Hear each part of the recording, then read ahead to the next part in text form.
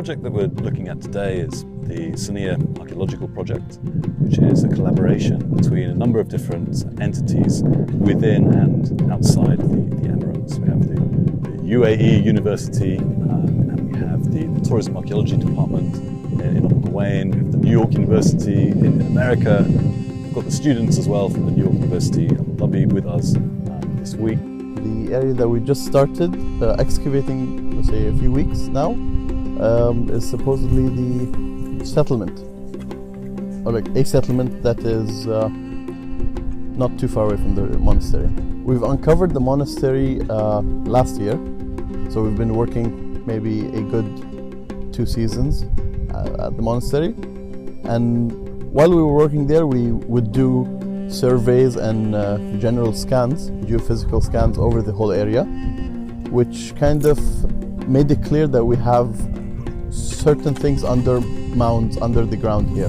This year we have slightly shifted the focus of our excavation to the surroundings of this core area, and specifically to the large building that is behind my back, which can be interpreted as a palace, and since it seems to be quite more substantial than the other structure we have around the monastery, it could be that it's related to a bishop or in any way a relevant figure in the monastic hierarchy. Actually, we have to say that in this area, contrary to what happens in the settlement, is quite poor in material remains. One reason is that the core complex, which had very nice plaster floor, was constantly kept swept and clean, so we found very little material left behind.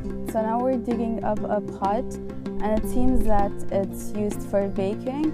So while we were digging, we found that it doesn't have a base, and that's probably why it's not used for starch, but used for maybe baking bread in the side, or used as a cooking base. While we were digging, we found bits of charcoal, and it's also burnt from the sides. We also found burnt shells, and that's a sign that it's been used for cooking. For me, it might be on that part of the trench. It was this circular shaped charcoal covered sand, and I think on the corner of that trench there was this really yellowy firm sand. That was really interesting because it's very different texture compared to the sand throughout this whole trench.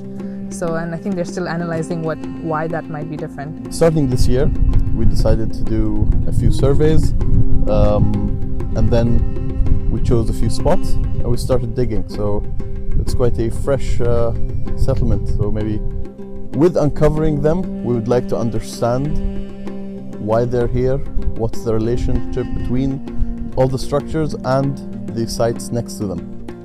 And then, of course, with the finds, some will be studied, some will be exhibited.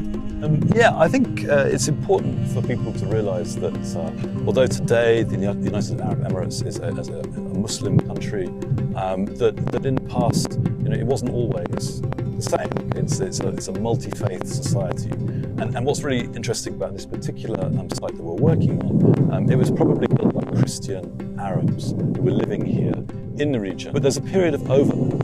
And it seems, especially because we have an early Islamic mosque recently discovered just on the mainland facing this site at Arafah, that we might actually have a period of overlap in which we have Muslims and Christians living together as a multi-faith, tolerant society.